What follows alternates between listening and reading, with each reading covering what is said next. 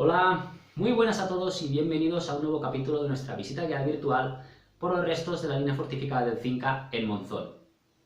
El capítulo de esta semana es quizá uno de los más esperados por lo desconocido de su contenido. Como siempre, y antes de empezar me presento. Soy Joel, arquitecto, miembro del GRIEC, y en el capítulo de hoy vamos a desempolvar los informes de espionaje sobre la línea del Cinca, concretamente sobre el sector defensivo de Monzón y el municipio de Monzón.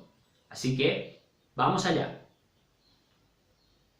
Si lo recordáis, en el segundo capítulo de esta serie hablamos un poco de forma general sobre los 4 elementos estratégicos de paso que nos permitían penetrar en el sector defensivo de Monzón. Estos elementos eran los puentes de Naval, del Grado, el puente de las Pilas en Estada y los puentes, el de la carretera y el del ferrocarril, que se encontraban en Monzón. Estos elementos estratégicos vamos a ampliarlos un poquito en el capítulo de hoy y vamos a centrarnos sobre todo en los elementos estratégicos de Monzón. Estos elementos eran 4 principalmente: los puentes, ya conocemos, la estación de ferrocarril, el castillo y la azucarera, por este orden. Vamos a empezar primero por los puentes. Estos puentes, como ya conocéis de capítulos anteriores, estaban fortificados a ambos lados del río. Las posiciones de Castejón del Puente y Selva por un lado, y las posiciones del castillo por otro. Además, estos puentes se encontraban minados. Eso significa que en caso de ser necesario, podían ser volados por parte de las tropas republicanas para evitar que el enemigo cruzara el río. Aparte de estos puentes, también estos informes franquistas nos advierten de la importancia del pantano Joaquín Costa, es decir, o el embalse de Barasona. Este elemento era muy importante si el ejército franquista quería cruzar a la altura de Monzón, ya que, mientras estuvieran en manos de las tropas republicanas, podía provocar que estos levantaran las compuertas y provocaran durante 48 horas una avalancha de agua que hiciera imposible y frustrara cualquier intento de cruzar el río por esa altura. Este fenómeno es el que se conoce militarmente como artillería hidráulica y fue utilizada con muchísimo éxito por parte de las tropas franquistas en la batalla del Segre. Aparte del embalse, también existía el canal de Aragón y Cataluña, que, según los informes de estos espías franquistas, los republicanos pretendían utilizar como carretera, es decir, vaciándolo y utilizando sus enormes paredes como camino cubierto para poder trasladar material a través del canal, como si se tratara de una autovía. Si cambiamos de elemento estratégico, vamos a centrarnos en la estación de ferrocarril de Monzón. Esta estación de ferrocarril tenemos que imaginarnos que era importantísima, ya que, al estar situada en Monzón, permitía nutrir todo el sector defensivo de Monzón de todo el material que llegara por el ferrocarril, no solo armas y explosivos, sino también todo el material de construcción, todos los víveres, toda el agua, todo lo que nos podamos imaginar que pudiera ser llevado por el ferrocarril. Tenemos que pensar también que el sector de Boltaña no tenía ferrocarril y que buena parte del sector de Fraga tampoco. La estación siguiente a la de Monzón era la de Faión, o sea que prácticamente estos 3 sectores dependían, ferrocarrilmente hablando, de la estación de trenes de Monzón. Tan importante era que los servicios de inteligencia franquistas se hicieron con los planos de esta, que podéis ver aquí en pantalla, con sus dimensiones, con la leyenda de los diferentes edificios, para poder bombardearla. Otro elemento muy importante dentro de Monzón, como ya sabéis, era el castillo, que, según los informes franquistas, hemos podido saber que fueron las tropas republicanas quienes lo recondicionaron para la defensa. Lo primero que hicieron fue arreglar el camino que conectaba el pueblo con el castillo, y allí impusieron un control severísimo para poder entrar y salir de él. Además, también reacondicionaron el castillo, sobre todo las galerías subterráneas que se encontraban en él. Como ya sabéis, el castillo de Monzón tenía que albergar piezas de artillería. Pues bien, fueron varias las piezas de artillería que frecuentaron el castillo de Monzón, aunque estas siempre de forma temporal. Esto era algo habitual, ya que al ser una zona de retaguardia, muchas veces estos cañones solo iban allí para hacerse reparaciones y estar en un lugar seguro para que no fueran víctimas de sabotaje. También era habitual que estas piezas se cambiaran en función de las demandas de los ataques. Imaginaros que tenemos que hacer un ataque en el frente, pues estas piezas se trasladaban en el frente.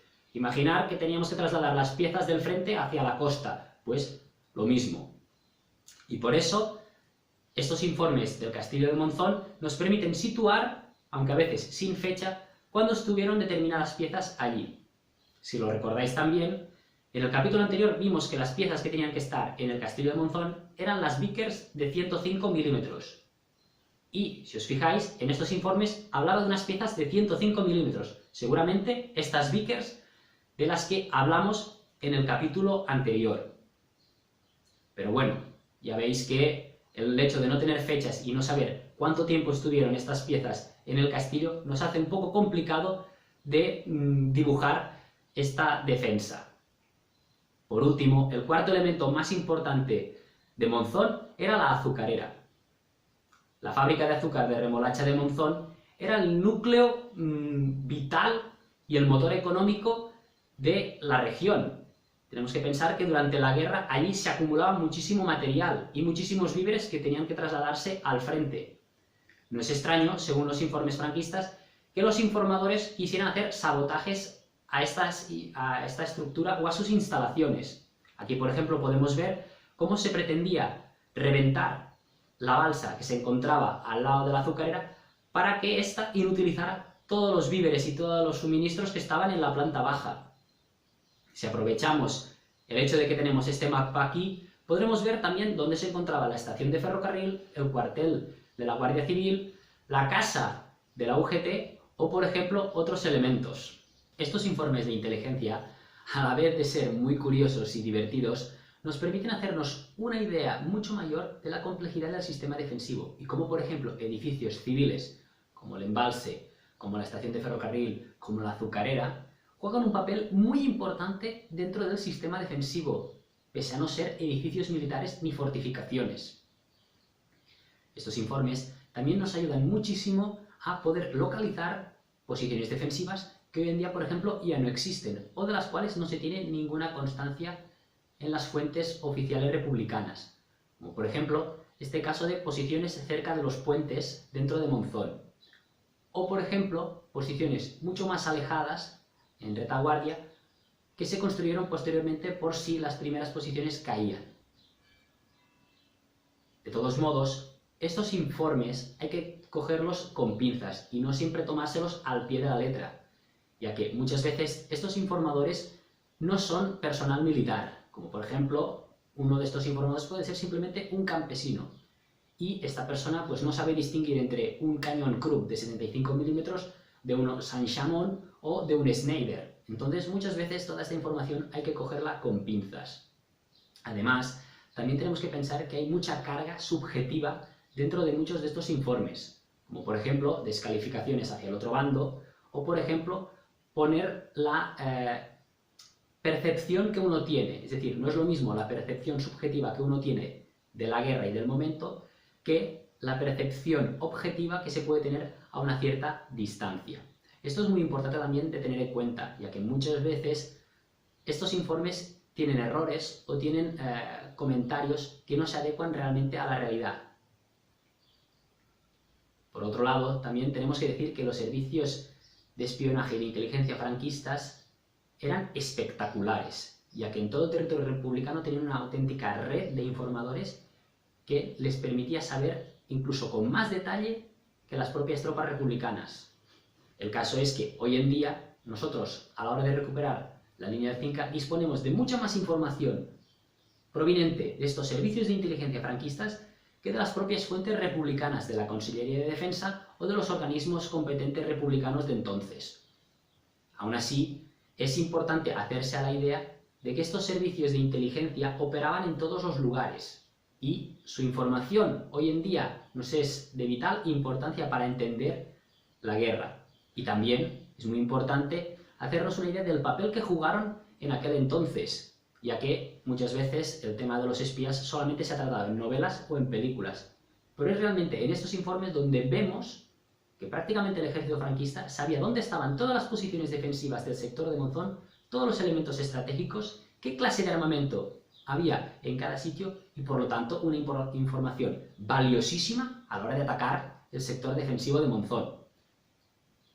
Bueno, por mi parte lo dejamos aquí, espero veros en el próximo capítulo, espero que os hayáis entretenido, que hayáis disfrutado con todo este contenido y como siempre os espero en el siguiente. Un saludo y hasta pronto.